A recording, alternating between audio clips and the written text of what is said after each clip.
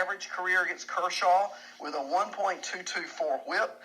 Or, excuse me, OPS, what did I say whip for? I know better. He's a hitter. Okay, I fixed my own mistake. You go like that. Rizzo, certainly, and he's been hitting lately.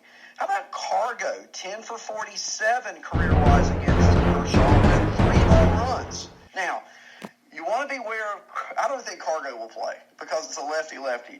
He's also struck out 22 times. So I'm giving you a stop sign, warning signal on Cargo if he is in the lineup, okay? So the one batter there who's fared well off of Kershaw with more than 10 bats is Rizzo now, a player with 8 at-bats, small sample, and he's their best player, Javi Baez, 3 for 8, a double, a homer, off of Kershaw, 375. I know it's small, but anytime I see Javi Baez, I've got to recommend him in most games.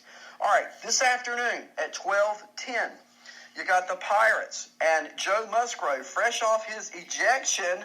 Yeah, wonder what's going to happen today between he and Josh Donaldson. I bet Donaldson's in the lineup.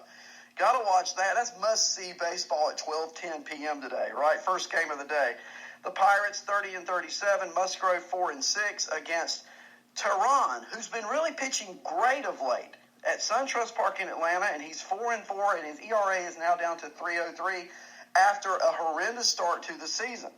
So, as far as Atlanta bats go against Musgrove, no one has 10 at-bats off of Musgrove, but there are some Pirates who have more than 10 at-bats off of Tehran, and let's take a look. And you got to look at who's the lefty who plays against righties and usually feasts, and of course it's Gregory Polanco. Polanco 5 for 16 his career. That's a 312 average. Someone to look out for, a player to watch today, a player to watch out in a different respect, okay, is Starlin Marte. And although he's been hot lately, I think it'll be interesting to see how he performs career-wise, though. He's been 5 for 24. That's a 208 average off of Julio Tehran. Now, you guys in the chat room are talking about Marte right now, and I guess, first of all, you were comparing him or contrasting him to Moustakas. Wow, what a trade that would be, right? Talking about a fair trade. I think Marte for Moustakas is a great trade. Now, Doug Boyle says he likes Marte a bit more, but, here's the thing. Marte's the kind of player, it depends what kind of owner you are. Moustakas is hitting lefties this year out of the park. So you play Moustakas all the time, and I like Moustakas a little better only because he plays with broken fingers and still hits home runs. Okay, broke his finger last week, comes back the next day, hits 2 jacks off of Caleb Smith. Love it, okay? I'm loving a player like that. Marte, though, he can carry you for a week. He can hit 500 with 4 or 5 bombs in 1 week. So it's really an owner's preference there. But that would be a really good, fair trade depending on the need that you have on your team, whether you need an outfielder or you need an infielder. Wow. Thanks for that input from the chat room. Okay, moving along. The Mariners at 110 today invade Target Field in Minneapolis. And boy, have the Twins not been hot. We talked about that earlier in the standings. Is Kikuchi today for Seattle, 3-4 with a 4.99 ERA against Michael Pineda, 4-3 with a 5.34 ERA. Again, that game starts at 110. And sample size-wise, well, I love to look at Edwin Encarnacion against Michael Pineda. Okay, here's you a player to look at. 33 at-bats in his career, 10 hits, a homer. He's hitting 303, a 737 OPS. He's a guy, I think, if I'm playing daily, probably not as expensive. And, of course, Rizzo's also a first baseman I recommended against Kershaw. I love that matchup today. As far as Kikuchi, no Twins batter has more than 3 at-bats against him. And I guess probably the only game he has pitched against Minnesota, they went 3 for 18 off of Kikuchi with a 167 average. So I'm betting the Twins have been in the film room since that game, don't you? And so it'll be interesting to see how they come back against Kikuchi today. Minnesota, I tell you, the concern I have there again is the bullpen of late. And the back end of that bullpen, we'll see how that goes. There's some more games we're going to talk about. And then there's the Diamondbacks at Nationals Park in Washington, D.C. at 7:05 tonight. The Diamondbacks send out their ace, Zach Greinke, 7-2 with a 2.87 ERA against Fetty, 1-0 with a 2.93 ERA. Of course, you can imagine no sample size is worthy of mentioning for Diamondbacks hitters. But as far as Washington Nationals hitters, let me give you a few, okay, or at least two. Kurt Suzuki is 7 for 21 with a double and a home run off of Zach Greinke in his career. That's a 333 average and a 940 OPS. Gerardo Parra, who will probably play tonight, 15 for 50 off of Greinke, a 300 average. So those are two players for the Nationals that I like tonight at home against Zach Greinke. Okay? Let's move along. The Blue Jays invade Oriole Park at Camden Yards, where Marcus Stroman, he's been the talk of some trades involving my beloved Yankees of late. Okay? 3-8 with a 3.3 ERA against Genoa for Baltimore, 0-2 with a 4.96 ERA. And as far as players to look for in that game, I'll give you this one. Okay, I'll give you a couple. Jonathan Villar, 10 official at-bats. He's walked once. He's 5 for 9 with a double, a triple, and a homer, all off of Stroman. That's a 5.56 average, a 1.822 ERA.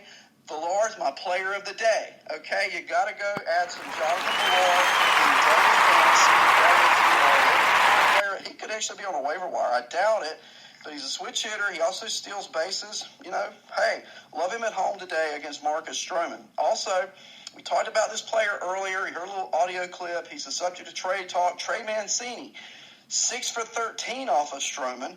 That's a 4.62 average. So those are two Orioles that I really like today in that game in Camden Yards. Okay, moving along. The next game I want to talk about, the Rangers at Fenway Park in Boston. Sampson, he's had a really good start to the year. He's 5-3 with a 3.72 ERA. Texas won the first two of the series. This is the fourth game. The Red Sox look to break even. The Rangers are 36-31, as I told you earlier. The Red Sox 35-34. David Price, who has really pitched well for the Red Sox, he's a great number two. He's 4-2 with a 2.70 ERA. And so let's look at sample sizes. Of course, as you can imagine, with Sampson, not much there for the Red Sox. No player has more than 3 at-bats. But I will say, in that limited exposure, Xander Bogaerts is 2 for 3. Mookie Betts is 2 for 3. Jackie Bradley, in his only at-bat, has a home run. So, and career-wise, all the Red Sox are batting .667 against Sampson. I only say that because be wary of starting Sampson today in fantasy. You may want to put him on your bench. But for Texas, they have hit Price, some of them pretty well, okay? The most notable, and here's another player to add in daily today, is Elvis Andrus, who is 15 for 32 off of David Price in his career with 7 stolen bases. So he not only reads the pitches well, he reads them well when he's on the base pass. 4.69 average and a 1.061 OPS. Hunter Pence, 4 for 12 with a homer. Asdrubal Cabrera, 9 for 24. That's with 4 doubles. Okay, 375 average. Sin-Soo Choo, 10 for 30 with 2 home runs. Of course, that's a 333 clip. So you got some players there for Texas against David Price that I think are worthy of consideration on your fantasy teams today. Okay, chat room. Give me some feedback. We'll get after I finish. We'll go through some of your comments. Okay. Also, the Angels are playing in Tropicana Field today again against Tampa Bay. Skaggs 4-6 with a 4.97 ERA squares off against Yarborough. 5-2 with a 5.31 ERA for Tampa Bay. If he's starting, Guillermo Heredia has had 11 plate appearances. He's had a few walks, but he's batting .500 off of Skaggs. He's a player to look for Tampa. Now, there aren't any sample sizes to give you really for the Anaheim Angels. I do say, always got to bring up Mike Trout. But Trout is he's had a great career against tonight. The Cardinals and Jack Flaherty 4-3 with a 4.08 ERA are at Citi Field in Flushing, New York, to to take on the home-standing Mets, and Mets ace Jacob deGrom, who is not Jacob deGrom-like statistic-wise so far this year, only 3-6 with a 3.45 ERA. For the Redbirds, Yadier Molina, career-wise, has gone 4 for 12, 333 off of deGrom. Marcell Ozuna, 8 for 33 with a bomb. No other Cardinal. Well, Paul DeJong, 3 for 8, but that's not 10 at bats, but that is a 375 average. No other notable Cardinal. I will say the season-long slump for Matt Carpenter continued last night with 0 for 3, and he's only 3 for 17 career-wise against deGrom. I don't look for him to break out of that slump today in Flushing. Okay, moving along, the Tigers and Royals at TD Ameritrade Park in Kansas City. Matt Boyd, the subject of many trade discussions. Detroit has said we'll trade anyone and everyone if the offer is right. No one has more value than Boyd, although he is not a free agent until 2022.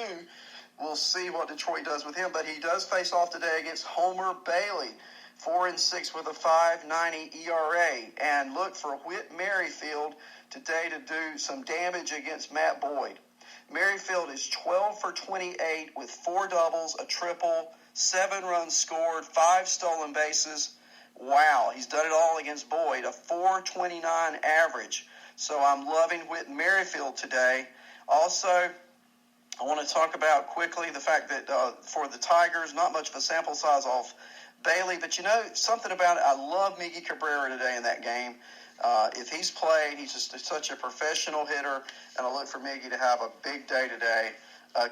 And so I want to run out of time. I got more material, but we'll have to close it. I want to thank you guys. J-Man, Jack, Cha-Cha, Chelsea, Doug Boyle, Unholy Toledo, Lisa, DK Lush, Leonard Donaldson. Thank you all for being in the chat room. Of course, Chappie, what would I do without you? Go out and watch some baseball. Remember, there's a game at 12:35 today, so set those lineups. Have a great day, everyone. Thank you, Lenny. Andrea, glad to have you back home. And have a great day from Arnie's Fantasy World of Sports.